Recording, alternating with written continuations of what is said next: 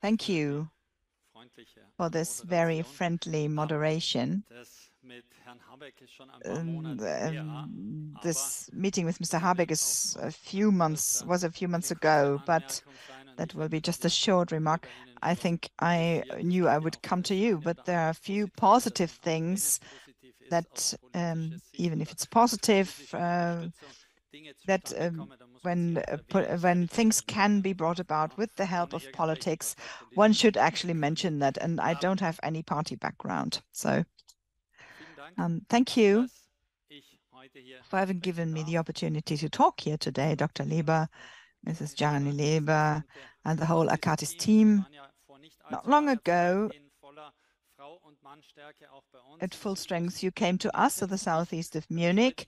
I was particularly happy today that in the end I can meet Mrs. Mathieu personally, because we have, or in person, because we have had many phone calls. Well, ACATIS 30 years, that is quite an impressive history. Dr. Leber, you've known our company for almost 25 years now,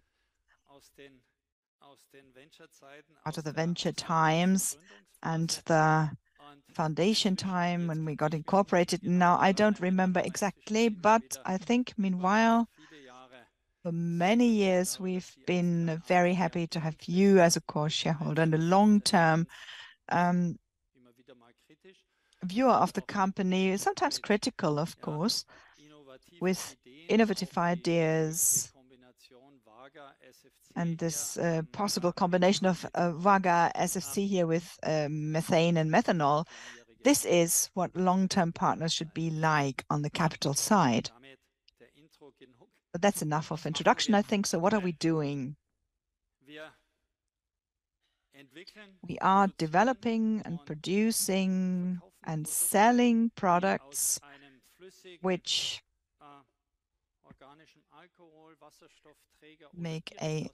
are made from liquid organic carrier of alcohol, or maybe hydrogen too, in an efficient and low sound way, generate energy.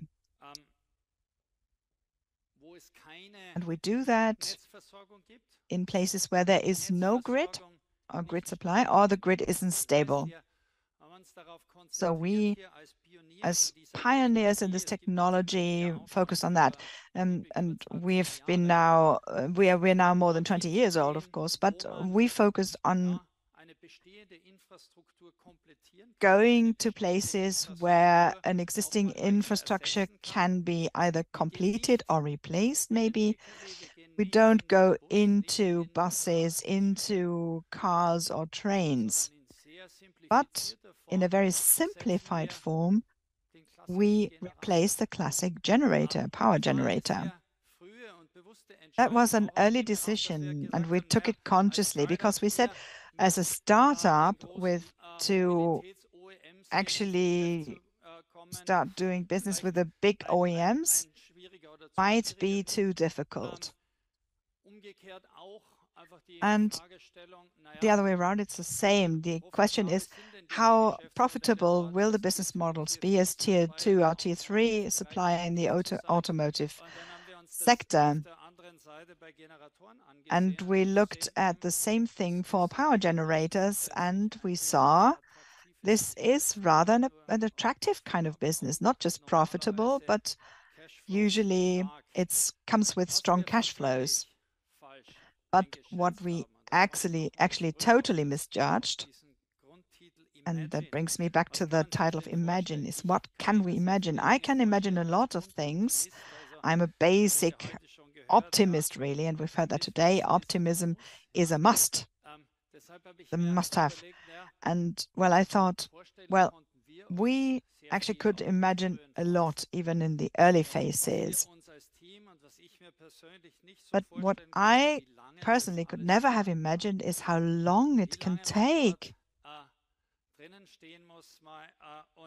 How long, what a long breath you need, and how often your strategy and the objectives that you defined would have to be revised in order to have the necessary agility to take care that in the end, a commercial, a scaling business, and a profitable business can be generated out of a big idea.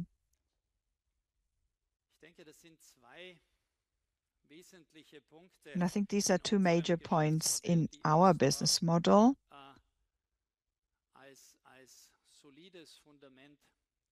which serve us as a sound foundation.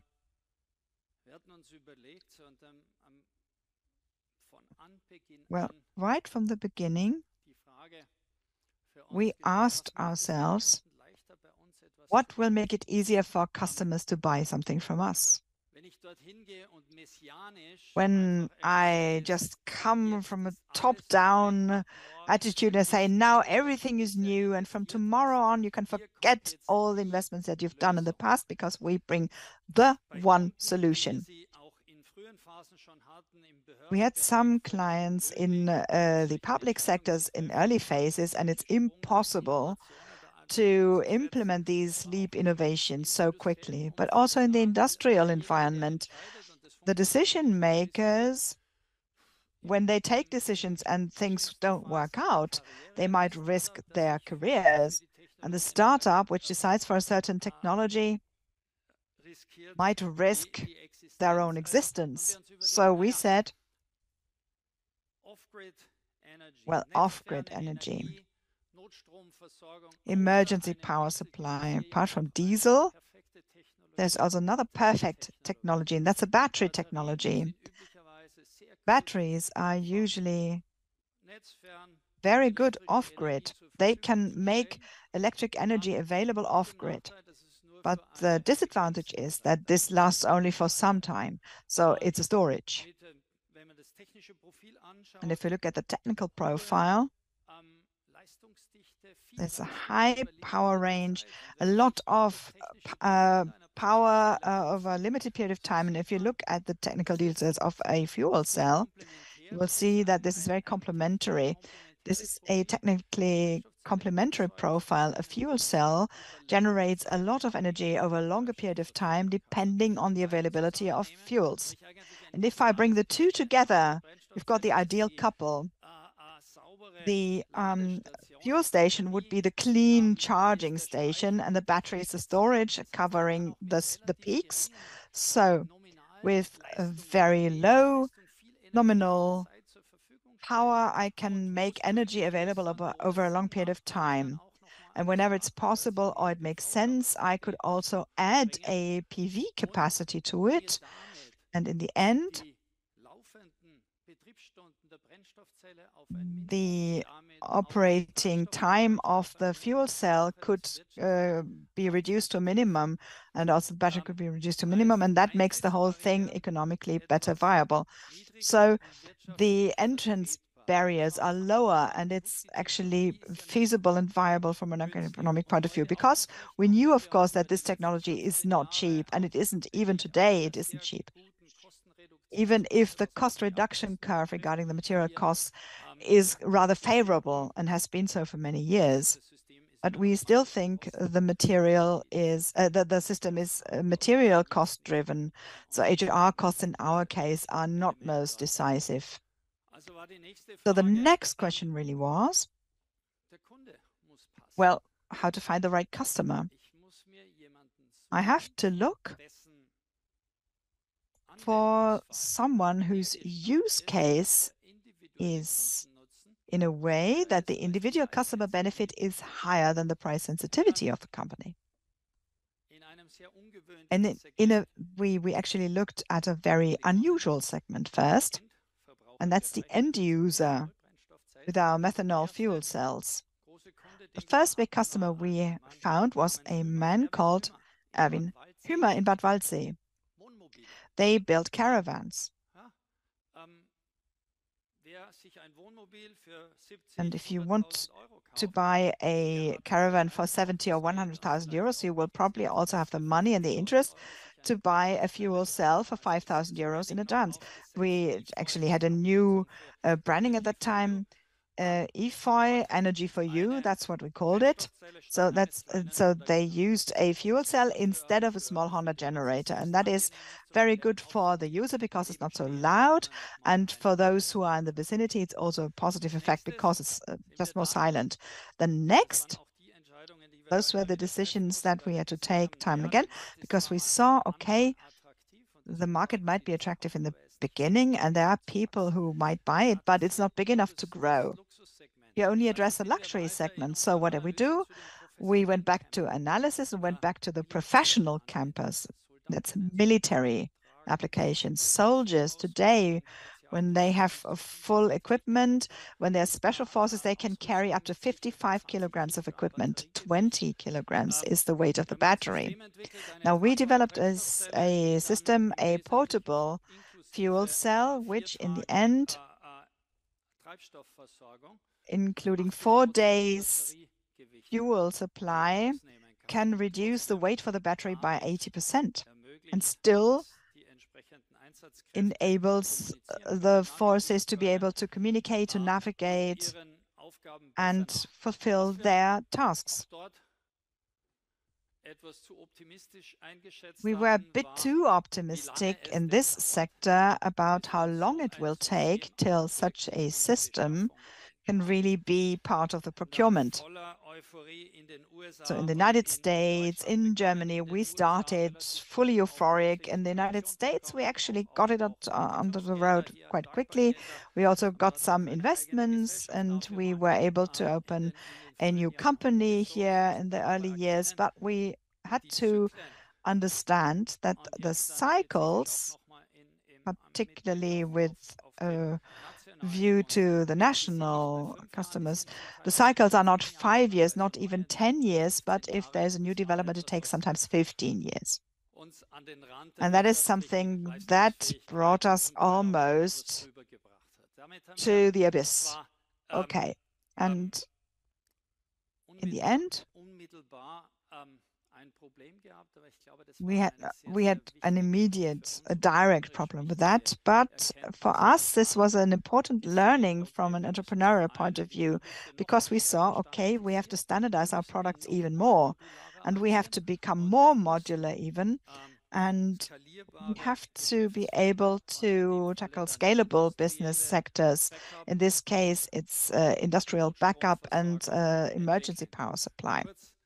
This is what we have to develop. We heard it in the introduction, the oil and gas industry, the energy sector, which is a business where 10 years ago, we went to North America, to Canada, and we started on a very broad basis to launch products. Today, that's our second, let's say, domestic market. Data transmission, telecommunication, video transmission, all these are applications where today we see significant growth. In the past years, we had organic calculated growth of about 30%. And this with a business model which mainly has a physical value-added chain. We develop the products, we buy the materials, we assemble it, we deliver it. So that's 30%. So 30% there is quite a lot. Now, despite all the delays in the adoption of new technologies, and despite some hydrogen fatigue that can be seen now, because from a political point of view, or from politics, they created far too high expectations. So we see now again what could be the role of hydrogen or of such kind of technologies for fuel cells. And from my point of view, this is a critical attitude, and it's understandable that there's a critical attitude now in the broad public audience as well as in the capital market, because, again, it takes longer and usually it will cost more than expected. Nevertheless, and let me actually take reference to the visual behind me, what we do today from a macro environment fits into the long-term demand. We've seen some figures today. The energy consumptions or the energy hunger worldwide is not decreasing. It's mainly about the following. If we want to combine this with the achievement of the climate goals, which are important to us and even more for the generations to come, then we have to replace the energy sources. We have to get away from the fossil fuels and find clean and renewable energy sources like wind, solar, water. This alone will not help. This clean energy must be made available where it's needed and at the time when it's needed. So, storage and transportation. And here, hydrogen, but like in our case, methanol, which, by the way, can be produced with regenerative possibilities. With Wacker Chemie, we have been in a project for a long time, which unfortunately now, because of the lack of the subsidy infrastructure, has had to stop. But when we look at this, this is one of the chains where we can say, okay, what we need is we need the whole capacity of photovoltaic, of wind, combined with central and decentralized electrolysis capacities. And at the end of that chain, when the gas is transformed into an electron stream, this is where we are today. We decentrally generate the power which is needed for all those functionalities. And this is why we, while think that we are in a reasonable positioning. We focus on two things in the past 15 years. One thing is, I think, a classical approach for a technological company. Today, we still have 25% of our people deployed in the field of product development, engineering, product management. The product must work. So we are replacing a functioning technology. That means our systems are used for the surveillance of borders, for parking places, and it is important that it works 24/7, and that from minus 50 degrees up to 50 degrees plus in different applications, maybe even to 70 degrees. So the product must be good. Second point, market access. In the last 10 years, we started to increase our footprint on different countries. And in the last 12 months, we've made different big steps. And here we are currently with 10 units worldwide. We're active, and in 2 weeks we're in the US in order also to open up our site there. And in that combination, we see ourselves today in a good position, in a reasonable position, to profit from that macro environment. So how big is the market? So I remember times when we made the fuel cell statistics ourselves, because there wasn't one. Currently, we're getting emails on a weekly basis where studies are promoted, and what we tried is making a synthesis from serious sources. A couple of them were already addressed today. So whether the market at the end of this decade, or maybe in 10 years, might have reached a scale between 30, 50 or more billions. Today, I would not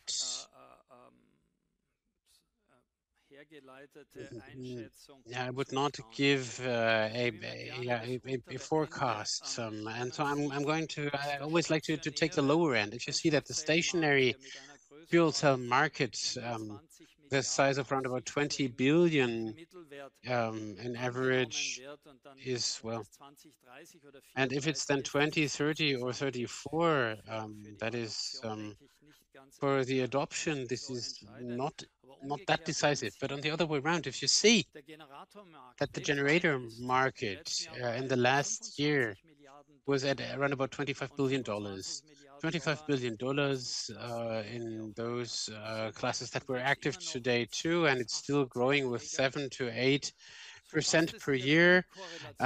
This is okay in the basic correlation. That means for me and for us as a company, currently the market as such and the market size is not the limiting factor. We just need to see that we're taking the right steps, and that we are really implementing the growth that we can reach today. So we are operating with two technologies. So we started directly with methanol fuel cells, and this begins with a portable machine, like for public safety, for example, 25 watts portable, 0.6 kilowatt hours of energy per day. This is about as much as a unit needs, and so goes up to 2.3 to 2.5 to 3 kilowatts. Everything with fuel, with liquid fuel, so methanol, ethanol, and 90% of the units on the market are methanol fuel cells, and we hope that we are going to cross the 70,000 unit threshold this year. So we then have a basis for stationary system that is bigger than the one of every other player in this technology. So 5 years ago, we took the decision that we need to create a second technology platform, because methanol has one big advantage. It's light, it's easily distributed. We were able to build up worldwide logistics. The disadvantage is that I need 10 times as much platinum in the fuel cell stack. That then makes the reaction possible, so that this liquid fuel can that the molecules are broken out of this fuel in this catalytic reaction compared to hydrogen.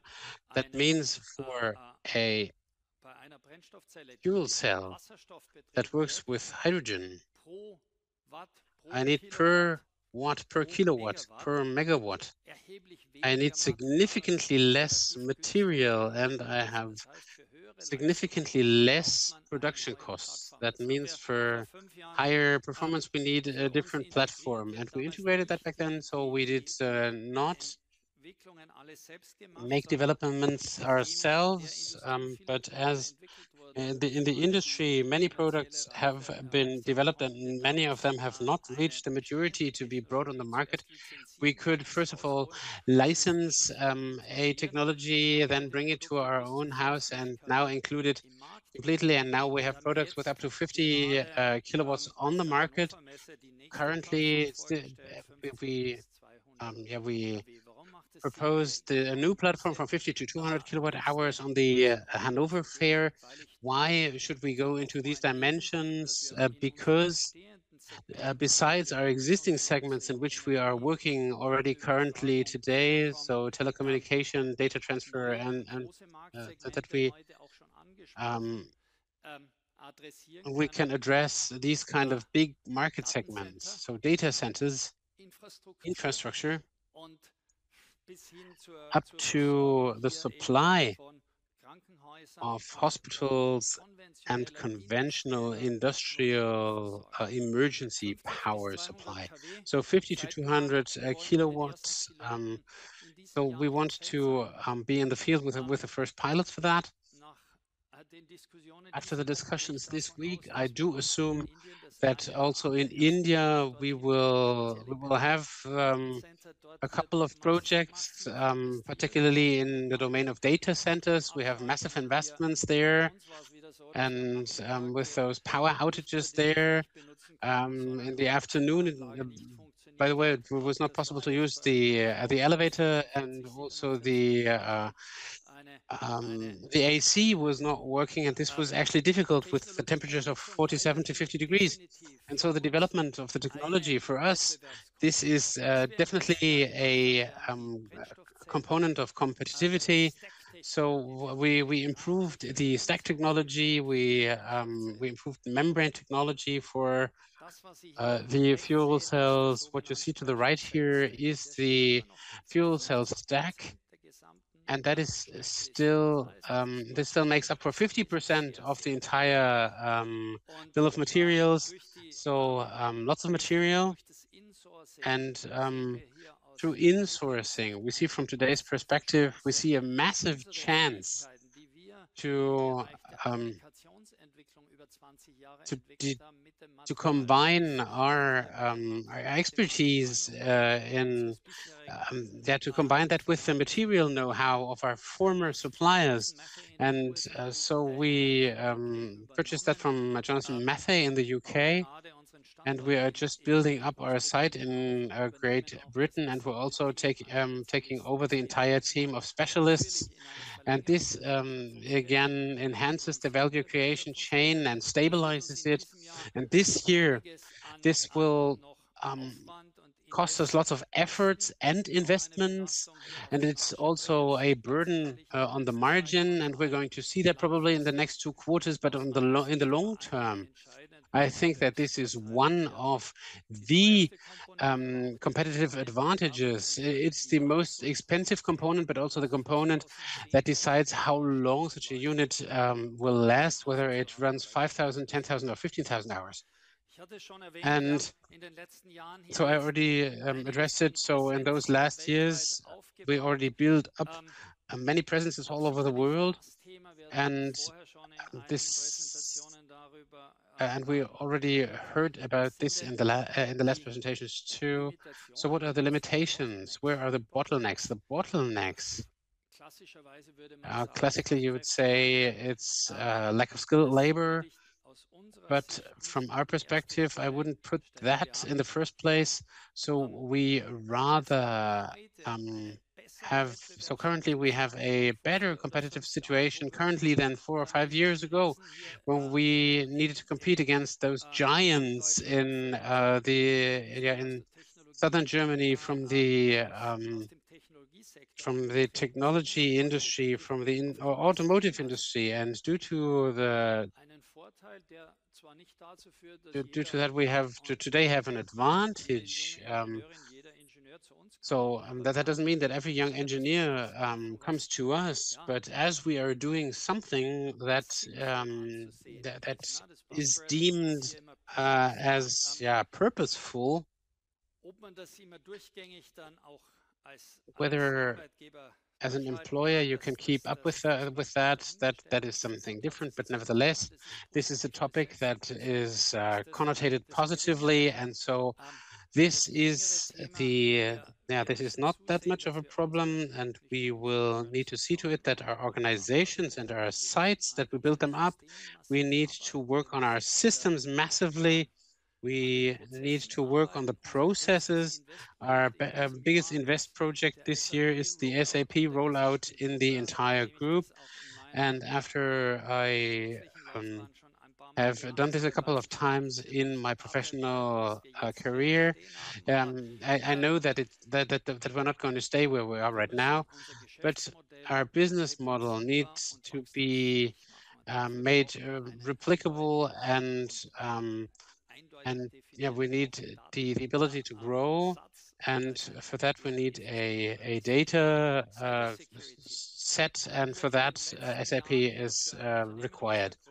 And so for a company of our size, in the last years, we were able to invest in the 7-digit area. So we had one experience that was very interesting. So we were informed by the authorities, by the intelligence systems, that we had a visitor that we don't want to have, and we need to wait now until this person gets active, and then they would help us with the required specialists in order to catch this person. And actually, and this visitor wanted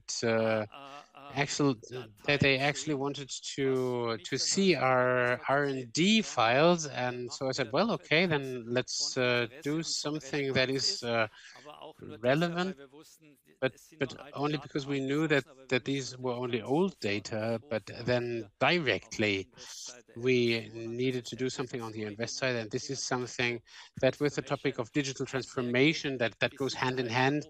So to increase security here, so there is a little less ease of use for the individual user, and also for users like myself. But you just need to accept that this doesn't work. So what do our customers do with our products? So here we see a couple of trucks with solar panels on them, trailers with solar panels on them, and you also see the CCTV cameras here. This is in Utah. Great landscape. This is one of our biggest partners in that business on a worldwide scale. This is a company, well, we started a couple of years ago to provide a service to big retailers. So instead of having physical surveillance companies, to just put trailers up there with camera systems, and at that point in time still with a generator on the trailer. And we did the same thing in Europe with a company. You might see them more often here in Germany, Bauwatch. These are camera systems for construction sites. It was in the beginning, it was written with OU, as it was founded in Netherlands, and now they changed it because Germany is the biggest market. And when 10 years ago we had the first system complementary to solar systems, then for those customers we started. Well, here the end customer is Walgreens, Walmart, etc. And here the promise was that we are bringing a reliable power supply that runs 24/7, but that can also be controlled remotely. That means via our app and via the cloud, I can always see the fuel consumption.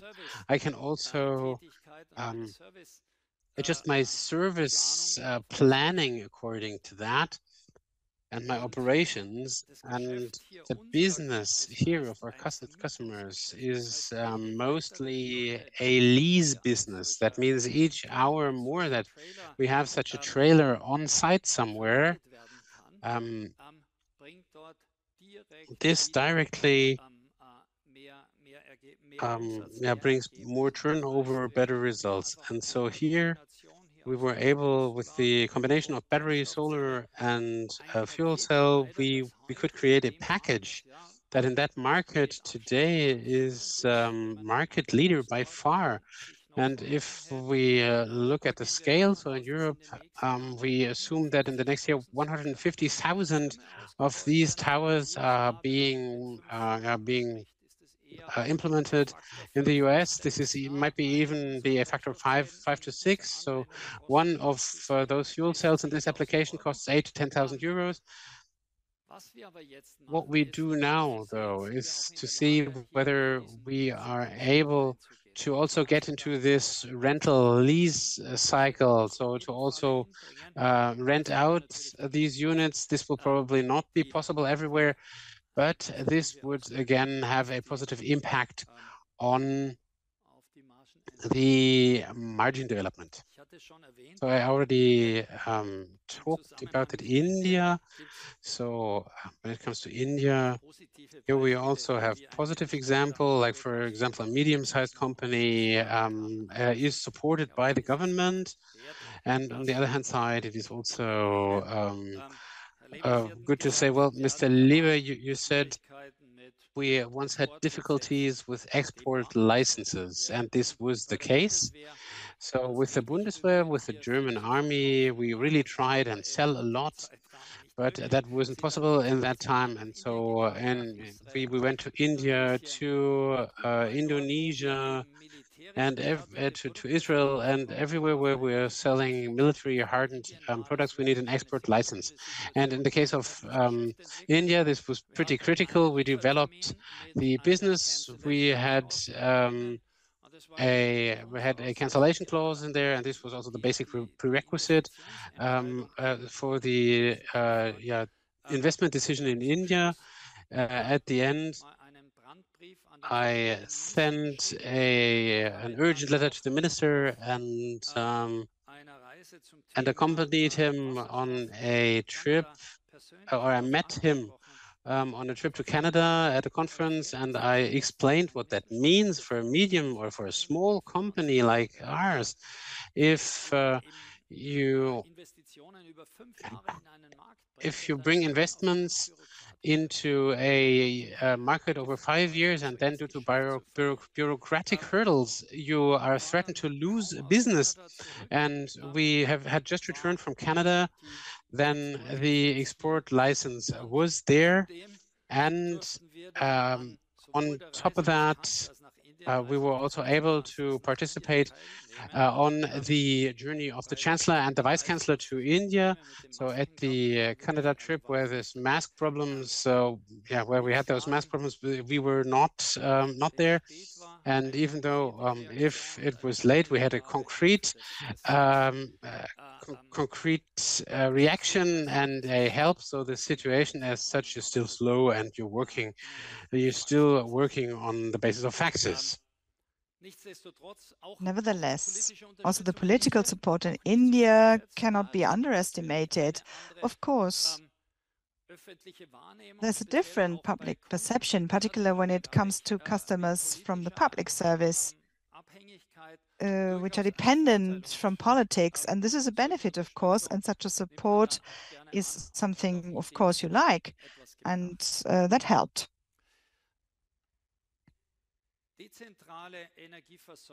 Decentralized energy supply. What you see here is a biotech company, an industrial park in Austria, absolutely autonomous renewable power supply with PV capacities here, as you can see, with a partner in the second building. We realized local electrolysis, and the emergency power supply for biotech labs is done through a 50 kilowatt fuel cell. And for the phase in which, and we heard Dr. Butler today and what the colleagues from MTU did, all this is exactly the same kind of thinking. It's necessary to have a hybrid form, decentralized, and bring different forms of energy solutions together. This will not be feasible for each and every application, but in the demand of the large industrial companies as well as our enterprises, as well as in India, for instance, for the stabilization of the power grid, we see an openness towards this technology. So they want us to bring in this technology. This will not bring us to realize our sales targets within the next 3 years, but in 5 years, it will still be relevant to us. This is one of my favorite projects here in the middle.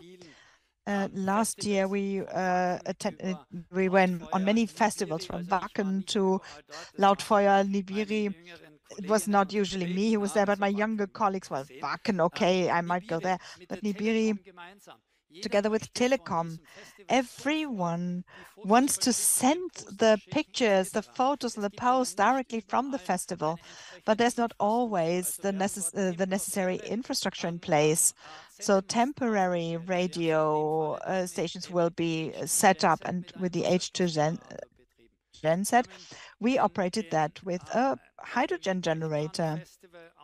In the Leuchtbrand Festival, which is also a Deichbrand Festival, which is also in the north of Germany, there are 100 diesel power generators. 20,000 liters of diesel are consumed every day, and we just put next to it a hydrogen generator, the same with the Red Bull Ring here in Austria, just to show this is available.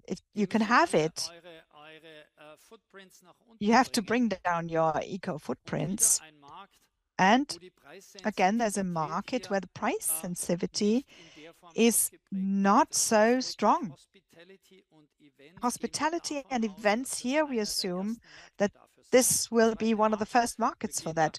The second market, well, we're going in different regions here, green construction.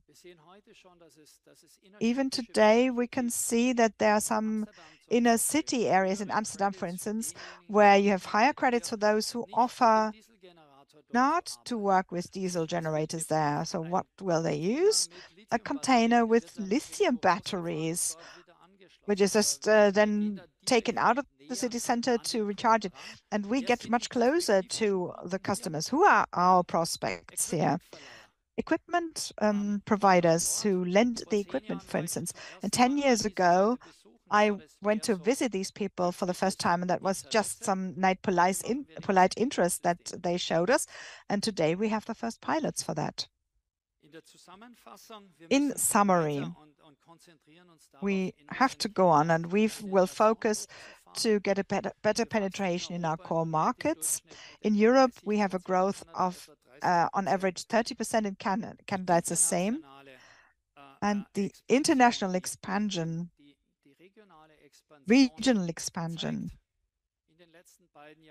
has shown in the past 2 years that it bears fruit. We are growing in Asia, also with Singapore and Japan, in a 3-digit range. In the United States, it's again a 3-digit range growth. So there's still the clear necessity to manage this rollout, not to outsource things from Germany, but to get the market presence right with the customer. Technology IP, that's one more topic. We heard a lot about AI today already. We have our cloud systems that we developed in a way that the last generation of our fuel cells, the latest generation of our fuel cells, are all IoT eligible and cloud eligible. We collect all the performance data, we gather all other data. Today we've learned model it all.